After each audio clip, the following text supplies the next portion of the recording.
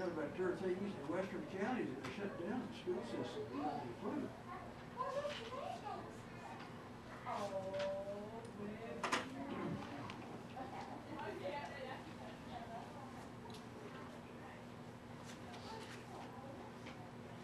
Okay, we're not going to get through chapter 2 tonight. Until that. Just kind of feeling. Well, we just started it last week, so I know we won't get, because there's 22 verses in chapter 2, so I don't think we'll get that far.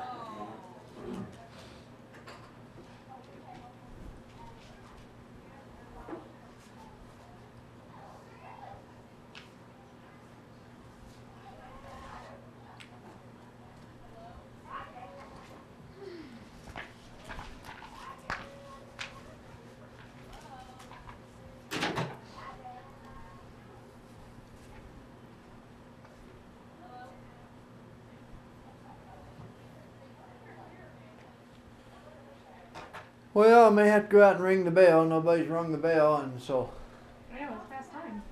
it's past time, yeah. Tommy's not the bell ringer anymore. Who? Tommy, No. sure has to be out there. Hello, Maxine. How are you? All right. You came back, did you, Kathy? I did. Well, fantastic.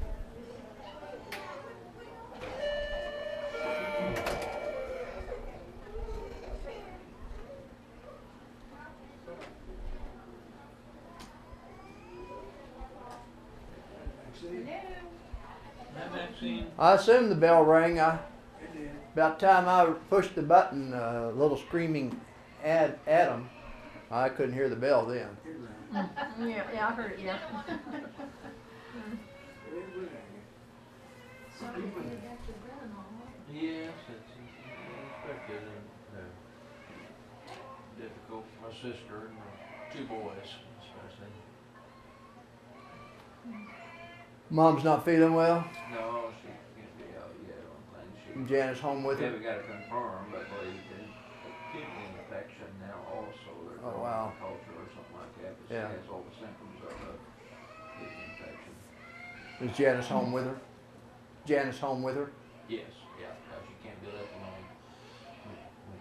There's no way she can be left alone. Janice is off work, family leave, indefinitely, to be with her. Yeah. This is just another sister had to go home. I got another sister coming in on Tuesday, but, Leanne didn't drive and, the other sister doesn't drive, so Janice is gonna be with Mom. We're waiting on you two. Indefinitely. Well, if you ever need some help, with staying with her, let me know. I've got 6 Saturdays a week. I wish I did have. Oh, good. You do, Pat. 6 Saturdays a week sounds, I'm not scary. I use her once in a while. I work harder now than I did when I was working, but I still have 6 Saturdays a week now. I don't have a boss telling. Well, I take that back. You got all that Saturday catch-up stuff you gotta do. Yeah. So I started to say that Saturday catch-up was. Started to say I didn't have a boss that tells me what to do, but I forgot about Florence. So The situation is it has to be a What? lady.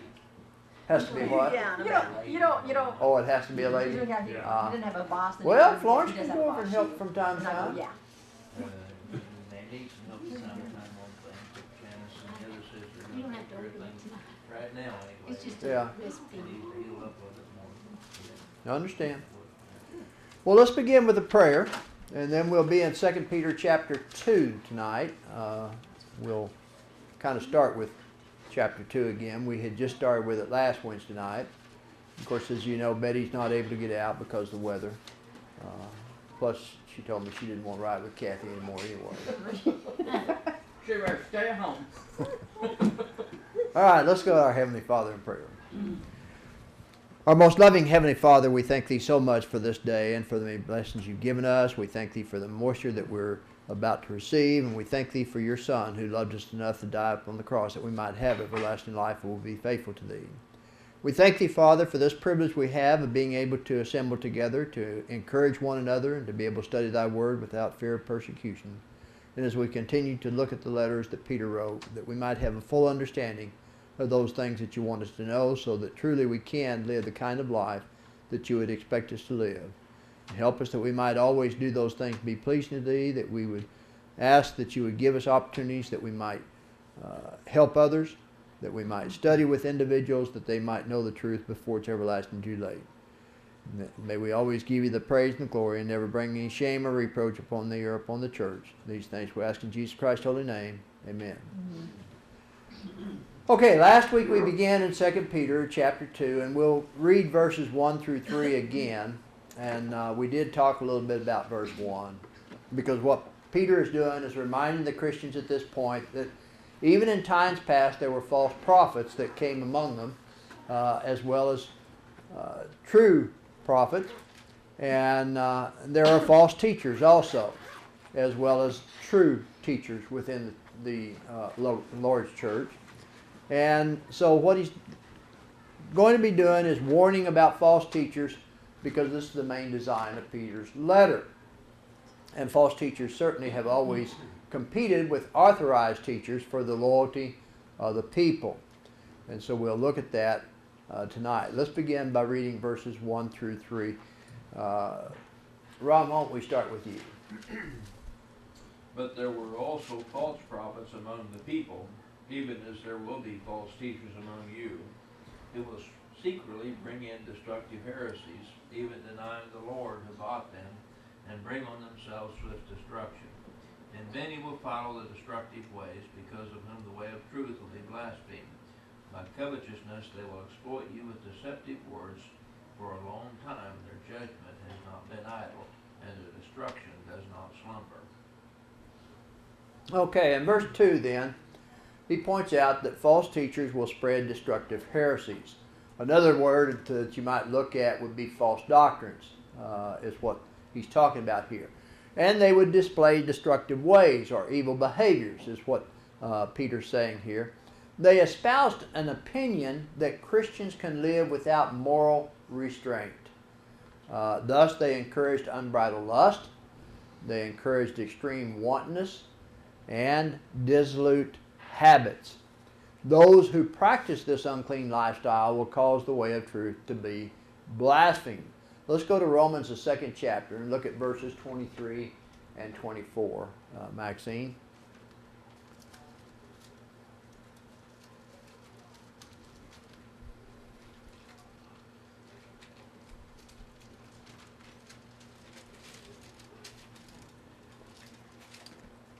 Now, that they make this thy boast of the law, through begging the law for dishonest ungodly.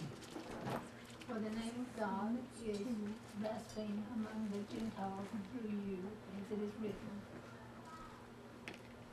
Okay. Name of God is blasphemed, is what Paul is saying to the church at Rome. Well, why did they do this? Well, obviously, their motivation is covetousness. And they have found a way to fulfill their unlawful desire for personal gain by making merchandise of people.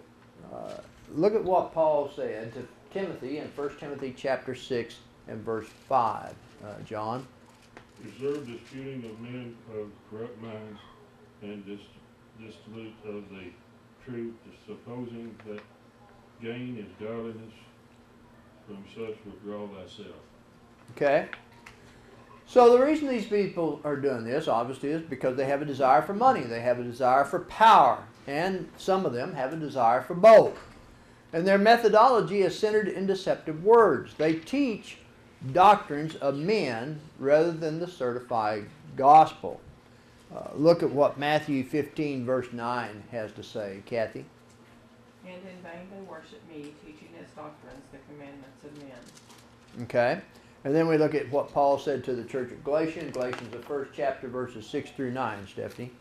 I marvel that you are turning away so soon from him who called you in the grace of Christ to a different gospel, which is not another, but there are some who trouble you and want to pervert the gospel of Christ. But even if we or an angel from heaven preach any other gospel to you than what we have preached to you, let him be accursed.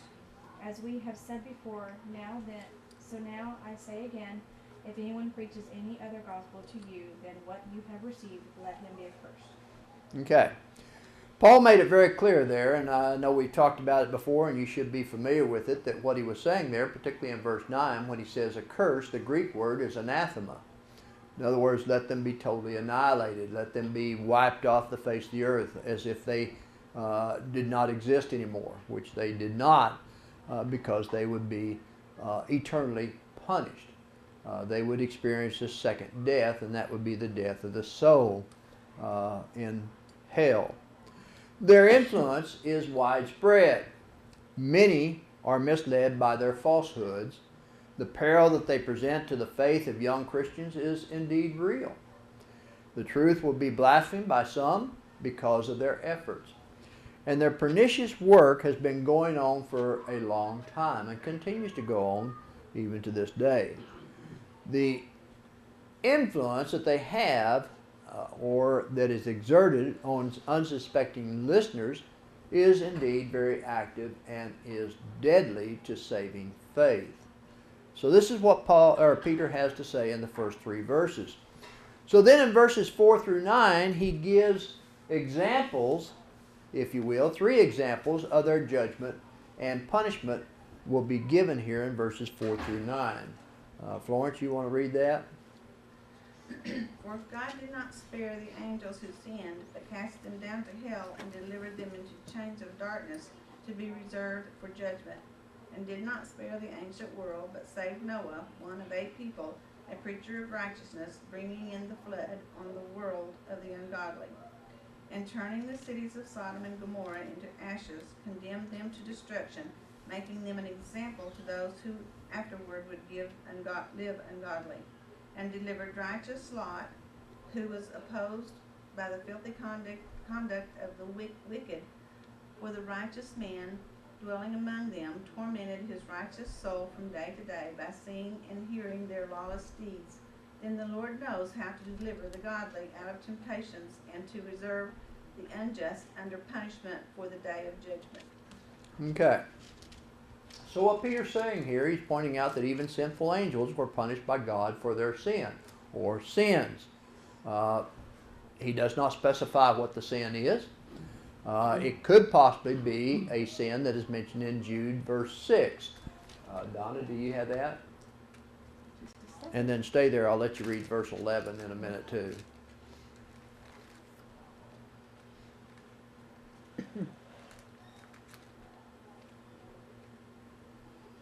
And the angels who did not keep their proper domain, but left their own abode, he has reserved in everlasting chains under darkness to the judgment of the great day.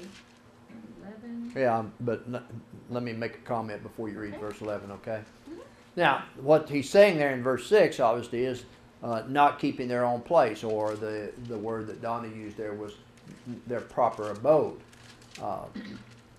Not sure exactly what he's talking about here, but what we do know is that if we do not keep our proper place as a Christian, certainly we will be sinning as well. It could have also been a reviling accusation that usurped the authority of God. Look at verse 11 now, Donna.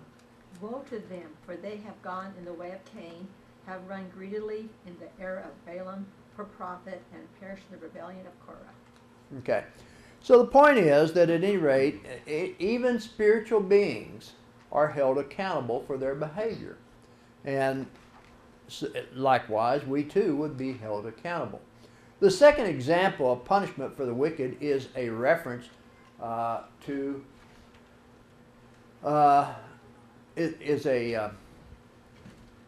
reference to the flood upon the world of ungodly, which occurred in the old world. We'll not take time to read Genesis chapter 6, but this is where we're talking about the flood. God took them all away. Look at Matthew 24, though. We'll read verses 38 and 39. Pat.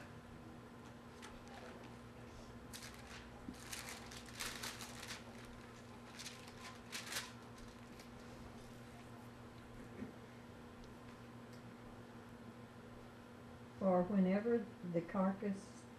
wherever the carcass is, there the eagles will be gathered together. Immediately after the tribulation of those days, the sun will be darkened, and the moon will not give its light. The stars will fall from heaven, and the powers of the heavens will be shaken. Okay, so obviously all the sinful people will be punished, be condemned. When we go back to the days of Noah, we know from that story that there were only 8 souls saved in that flood. Noah, his 3 sons, and their wives were the only ones that got on the ark. Even though Noah preached for a number of years while building that ark, and yet people scoffed, people continued their sinful ways, and as a result, God did exactly what he said he was going to do. He was going to destroy the world and everything living in it except those that were on the ark. Obviously that excludes fish because fish is in water. It excludes birds because birds fly in the air. But everything that lived upon the face of the earth was indeed destroyed. Yes, Pat? I've been sitting here trying to figure out where's the connection. I read the wrong verses. Yes, you did. Why didn't you tell me? Because I lost it. 'Cause I kept thinking, where's the connection? That's all right. I'll let you go back and read Matthew 24. No, I don't. But I thought, wow. No, go ahead. Somebody's being really. nice. You're just being nice, not going to say anything. Please don't do that. Okay. 38 and 39 Yes, will make verse- more sense. All right, Matthew 24, All right, verses for 38 and 39. For as in the days before the flood, they were eating and drinking, marrying and giving in marriage, until the day that Noah entered the ark, and did not know until the flood came and took them all away. So also will the coming of the Son of Man be. All right, very good. Now you see how I was trying to build into that without. Yes, John.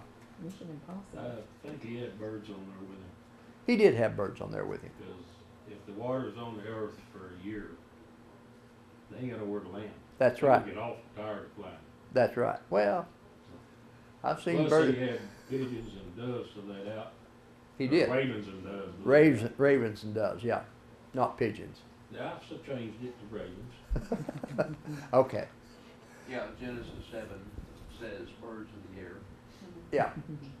7 of each kind, You said he didn't have the fish or the birds. 7 each birds of the air. Right. Yeah. I did say that. Yes, So, thank you for speaking up. change that. He didn't have the ones that didn't make it. I didn't have it in my notes. I added it. Change it We in the have that. Bible. Yes, Gene. The one verse you read, Well done. where the carcasses are, the eagles will be gathered. Uh-huh. That's an unfortunate translation. It ought to be vultures. That's true. Although eagles are, Eagles, meat eaters, that's true. they are meat eaters and they are scavengers as well. But vultures makes better sense. Yeah. Yeah, vultures, if they know even some animal or human being that is sick, looks like they're dying, vultures will circle overhead until they are so weak they can't move, and then they'll land and begin to devour the carcass, even while the individual or animal may still be partially alive. But eagles are scavengers, and eagles will eat roadkill. When we were out in Sapulpa, I wanted to stop so bad because there was a beautiful bald eagle just right on the side of the road eating some roadkill, but I couldn't stop because there was a vehicle right behind me. You can watch it at my house. What They're you out gonna there. do to it?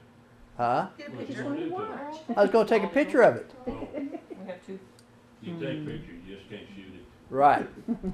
All right. So in verse 9, then, as Florence read there, then the Lord knows how to deliver the godly out of temptations and to reserve the ungodly, to reserve the unjust under punishment for the day of judgment.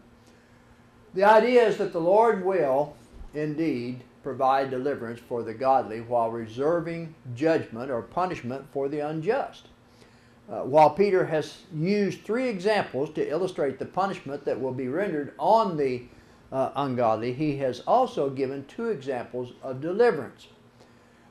Only a few, though, in each case were righteous, but the Lord knows those are His, who are His, and even when the majority around them may be casting the shadow of wickedness. Look at what Paul said to Timothy in 2 Timothy chapter 2. I guess I didn't put it up there.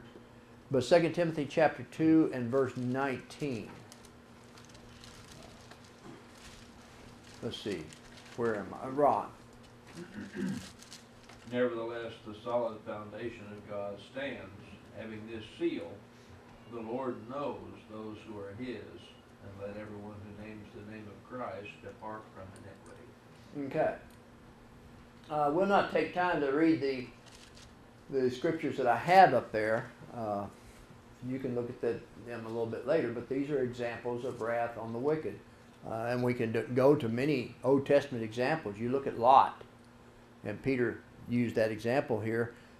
Lot was a righteous individual, but the Sodom and Gomorrah and the surrounding area of Sodom and Gomorrah was not righteous, and that was utterly destroyed. To this day, archaeologists have not been able to find any evidence of those two cities. They think they know where they are, but as the scriptures say, they were utterly destroyed with fire and brimstone. It also points out that even though Lot lived in that area, his righteous soul was tortured daily because of the sinfulness around him. Yes, yes. And to some extent, we're not tortured like Lot might have been, but with the sin around us and everything, we are constantly facing temptation. Our faith will determine whether we're able to resist that temptation or not. So in some ways, we are slightly tortured just because of the environment that we live in. The latter part of chapter 2, and I don't know, maybe we might get through with, no, I don't think we will. You look at 2 Peter chapter 2, and let's see here. Here we go. Oh, I missed a point I wanted to make there. That bullet right there, world of ungodly, are examples of wrath on wicked. And if you look at verses 6 through 8 and everything in here, what Peter was talking about, he says, "And turning the cities of Sodom and Gomorrah," which we just mentioned, Lot, and what took place there. This was the third illustration of God's wrath upon the wicked, and it's a reminder of what happened here at Sodom and Gomorrah in Genesis 19:23 through 28. The reason they were so wicked, and it causes me to, partially out of frustration, but I cannot understand how our world today can push homosexuality the way it does if they read the Bible at all. And we have many people who say that they're God-fearing, that they're faithful people, that they read the Bible, and yet we have an example here where their homosexuality was so intense that even after they were blinded, they wearied themselves to find the door of Lot's house. Genesis 19 verse 11 tells us that. So fire and brimstone rained down from heaven upon these cities that were going after strange flesh. And Jude talks about that in verse 7. Now, brimstone is, if you understand anything at all about brimstone, and we talked about this in the Tuesday morning Bible class, it's actually sulfur. Those individuals who, and you were in Vietnam, I don't know if napalm bombs and everything, did it not throw a little bit of sulfur out? Was there not sulfur in napalm bombs? I don't know, all I was seeing was flames. Oh, you saw it was flames? Well, if you ever want to see a vivid picture of what sulfur can do to the human being, watch the movie We Were Soldiers with Mel Gibson. It is based on the first major assault in Vietnam. It's, of course, embellished, but it is based on true facts. It was the first, this was when I think it's the 101st Airborne. It might have been the 82nd Airborne. Anyway, this was when the Air Cav was created. They flew in with helicopters. They landed. They jumped out of the helicopters and they ran to cover and everything. Well, there's pictures in that movie and everything where sulfur, the enemy throwing sulfur, whether it be through napalm bombs or whatever, would land up on the flesh of the individual. And it would literally, as long as there was oxygen, it would literally keep burning. That's white sulfur. Huh? That's white sulfur. Yes. It would literally keep Burns burning. as long as it has air. Yes. And the only way they could get rid of it would be to cut that flesh away from them and remove that sulfur. But it would literally destroy an individual. And this is the type sulfur here, the brimstone, that God used to destroy Sodom and Gomorrah. Utterly destruction. And when you think of that picture, and you go back to what Paul said in Galatians that we read earlier there, particularly verse 9, let them be accursed. And he said that twice. Anathema, total annihilation. And this was the idea. God will not tolerate sin. He will not tolerate wickedness, and wickedness will be destroyed from the face of the earth, which will be the second death. Any comments? Yes, Gene. This talks about, you were talking about homosexual behavior. Mm-hmm. In the latest edition of the New Yorker magazine is an article about a New York couple, an 18-year-old girl and her father entered into an incestuous relationship. They were going to get married, but they had to move to New Jersey because the law does not prevent incestuous marriage there. So there's where we are. We start calling marriage something other than what it is, then it can become anything you want it to be. Yeah. Sad situation. All right. So, yes, Pat. I just happen to think from what you said, people in this generation seem to be thinking that the worship is more about them than it is God. That if they think it's right, then God should accept it and be glad of it. It's an attitude of arrogance and pride, and they seem to be thinking they're more important than God. And Well, it's sad. I agree with you. They forget that God is the creator. And we're to worship Him the way He says, not the way we choose. And if everything said about Bill Cosby is true, then he is a very Depraved. someone that I would not respect. But for a long time, I liked Bill Cosby and what he appeared to stand for. And one of the phrases he said, and I've used it a number of times, I brought you in this world and I can take you out. And that's exactly the attitude. Huh? I've heard that way too many times. I'm sorry. Straighten I up. wonder You're not why. the only child. You ain't the only one who uses that. I know. But the point is, this is exactly the thing that God says. I brought you in this world, I created you, and I will take you out if you are not doing what I expect you to do. And there's no if, and, or buts about it. It's as clear as in the Scriptures. And yet people continue to ignore the Scriptures all the time, which is a sad thing. And like you say, Pat, the problem is the further we get away from Jesus walking up on the face of the earth and actually seeing the miracles performed, and yet even that didn't always happen, because you look at the parable of the rich man and Lazarus. The rich man didn't believe in these miracles until he died, and he was in Hades, and then suddenly he had a revelation. Well, people, for some reason, they could be there. Abraham said to the rich man, says, they had the prophets, and they refused to listen to the prophets. People look to what they can get out of service rather than what they can put into serving God. And that's a sad thing.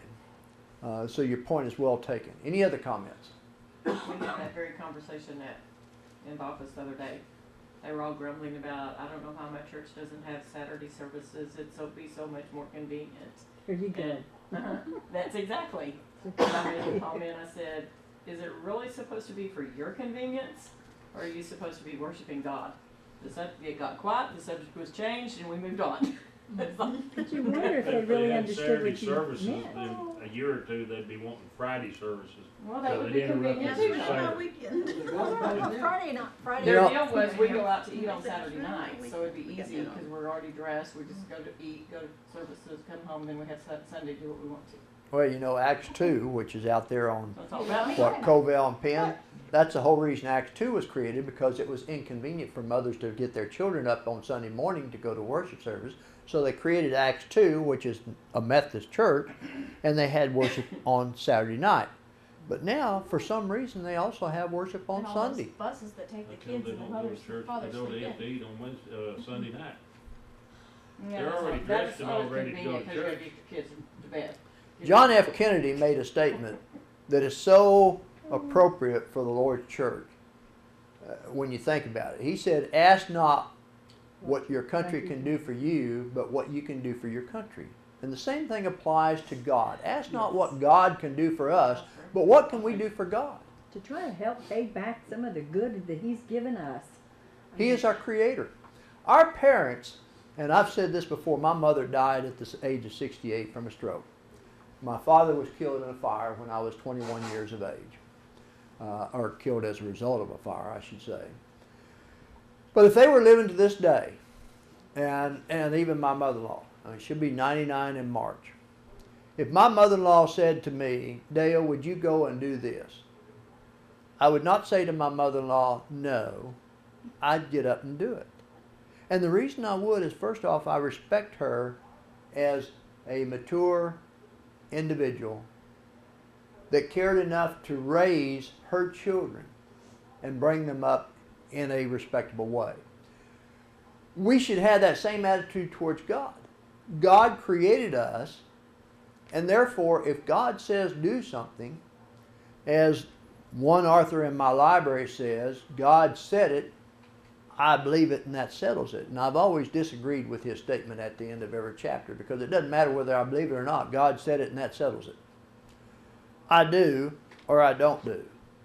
And if I don't do, then I suffer the consequences, the same as Sodom and Gomorrah did. And these are the three examples that Peter is giving here in 2 Peter.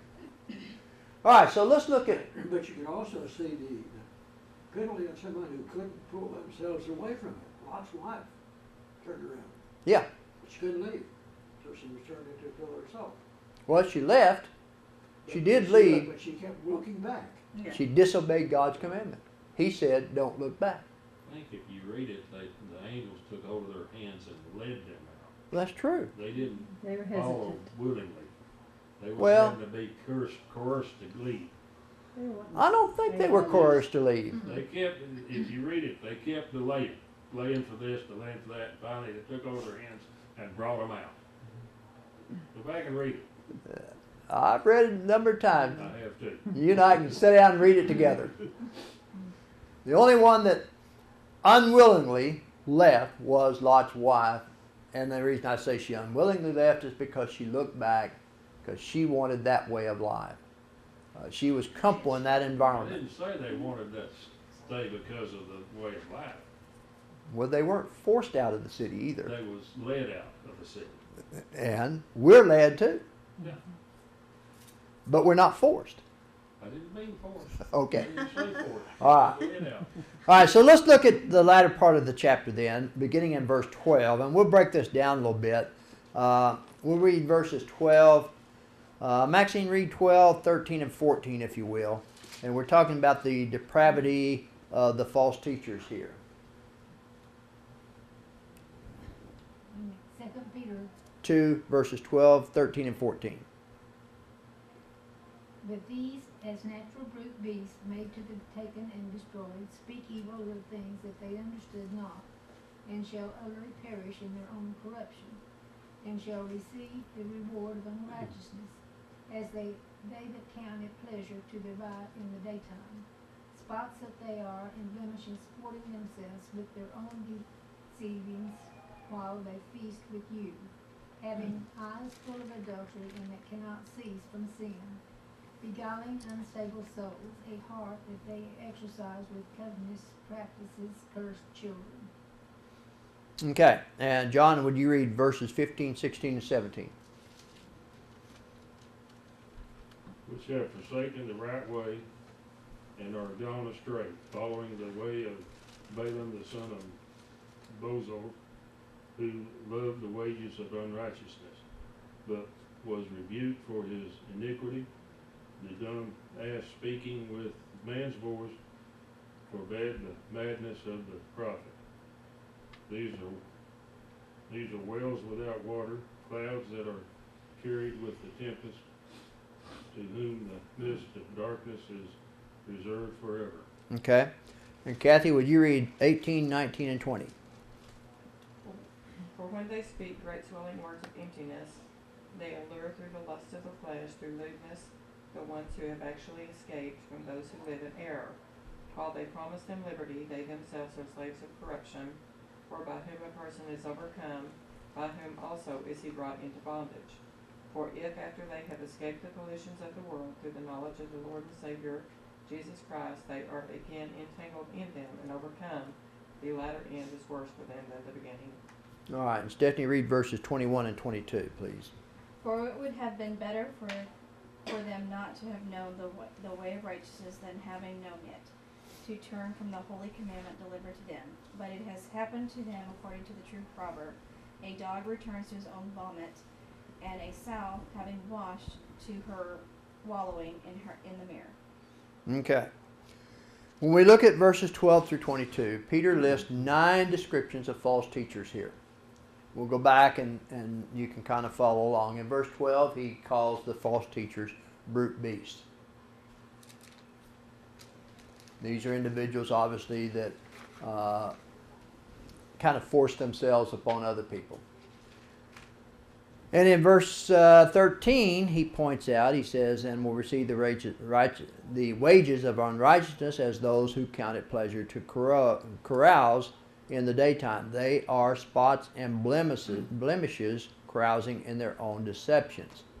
Spots and blemishes would suggest that they are unclean, that they were impure. They had impure motives as far as what they were doing. Then in verse 14, the third description of false teachers was that they were adulterers. And it says simply having eyes full of adultery and that cannot cease from sin. Okay? This certainly can be adultery of a sexual nature. Is there any other way that it could be adultery? God, misusing God's word. Okay. Okay. Verse 14 also says that they are cursed children. And in verse 15, they are covetous. We already talked about that in the early part of this chapter, where oftentimes their goal in life was money and power. They desired something that did not belong to them. And so they were coveting someone else or something else. Verse 17 says that they are wells without water, clouds without rain. What do you think about that description that Peter uses there? Worthless, exactly right. Wells without water. You have a well there, it looks like there's water there, you're thirsty, but you go to it, there's nothing there. It's empty. Clouds without rain. They look beautiful, cumulus clouds up there and everything, but they pass on by and no rain. Still a drought. Worthless. Then verse 19 says they are slaves of corruption. Verse 20, that they are backslidden disciples. These could be individuals that were faithful at one time, but as time goes on and everything, they are now backsliders. They're going in the opposite direction, and they're trying to take others with them as well. And then verse 22 says they're spiritual dogs and sows. Not a very pretty picture, because it says a dog returns to his own vomit, and a sow having washed to her wallowing in the mire. Well, of course, having been around hogs most of my life and everything, I can certainly understand what Peter's saying there, and these individuals could too, because remember, to the Jews, a hog was a filthy animal, unclean beast. But these were not just Jews here. These were Christians and everything. But they all understood what a hog would do. Hogs cannot sweat. So hogs, when it's hot, will look for water and mud, and they'll go to that. But if there's no mud or water in their pen, hogs are really pretty clean animals, because they will always go to the same spot to go to the bathroom. But yet they will get in mud, and they will, you can wash them, but if they have an opportunity, they'll go right back to the mud. John? Did the Jews even raise hogs? I don't think so. Sheep and goats. Sheep and goats. and cattle. Cattle. Yeah, anything And that camels and had donkeys. cloven hooves and chewed a cud. And camels and donkeys. No, they didn't raise camels and donkeys. They rode them. Yeah, but camels have cloven hooves, but they don't chew a cud. But they They just, raised they them, they just just didn't didn't eat them, they rode them. They Right. raised them for the beast of burden. That's true. That's true. Of course, a pig's only good for eating. You don't keep them for a pet. You don't ride them. Some people do. People keep They're them for pets. cute. Potbelly pigs. Potbelly Kids pigs. ride them. Nowadays, maybe. I started to say They that. even so- keep skunks as pets nowadays. I know, I've seen about that. Another picture that he paints here, though, that is not very pretty is the dog turning to his own vomit. And I've seen that, and you probably have seen that too.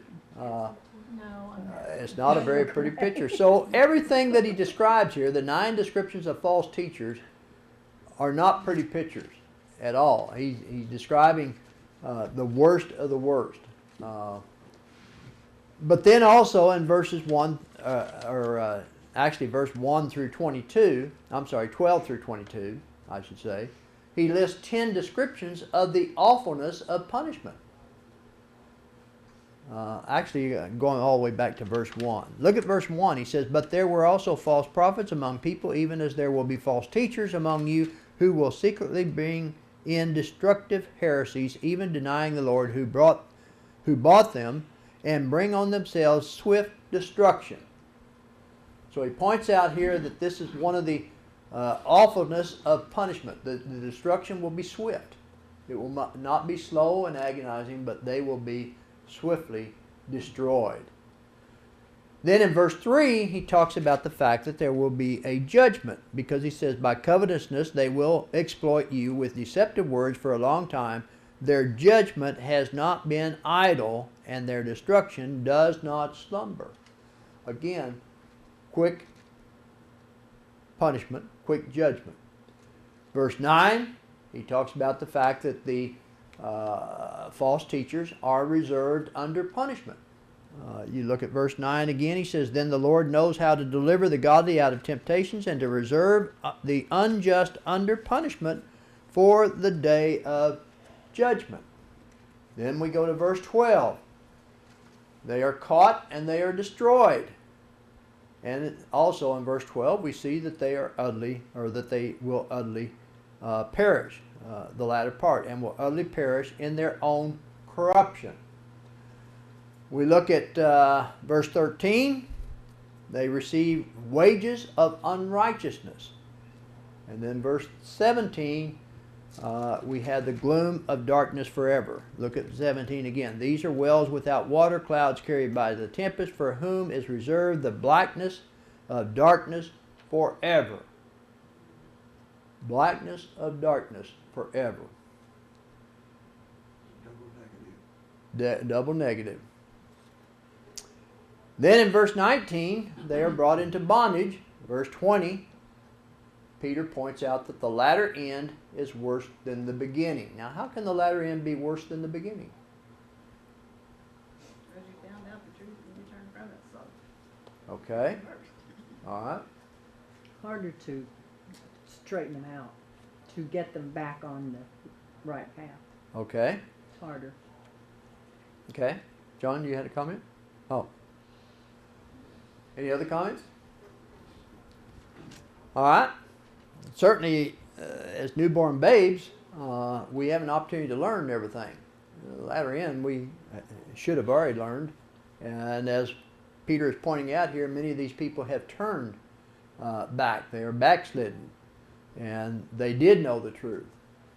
And so on the day of judgment, it will be worse for them because of the fact that they knew the truth and they rejected it. Or they heard the truth and they rejected it. And then verse 22, obviously, he points out that it will be a complete rejection and revulsion. And that's why he used the 2 descriptions there, the dog returning to their own vomit and the sow having washed to her wallowing in the mire. Both suggesting rejection and revulsion. Any comments through verse 22? All right, we did get through. The bell should have rung by now, and it hasn't rung. So I guess we had nobody out there to ring the bell. So I tell you what, I didn't. Well, there it is. I did not make the questions for chapter 3 because I didn't think we'd get through a chapter 2. What we will do is we will answer the questions next Wednesday night for chapter 2, and I will have the questions for chapter 3 here at that time. So appreciate your comments tonight.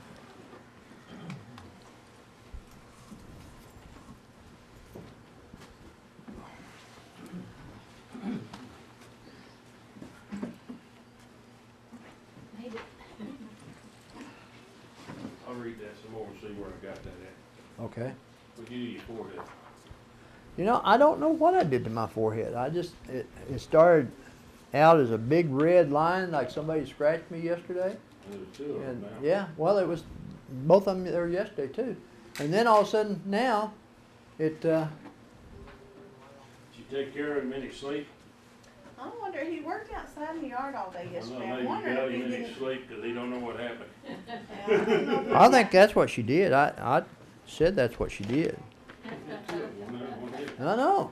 And they're itching right now I'm too. feeling pretty good. I don't know why he wouldn't know he got it.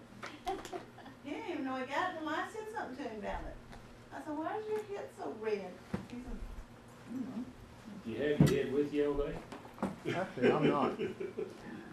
I didn't Dale, flip do you that have slide. chapter 2? Cause I Yeah. can't, if I've got it, I don't have. Do what, anything. Pat? Do you have Yeah, chapter here 2 they- and question? Here they are. How come you don't got them pages answered?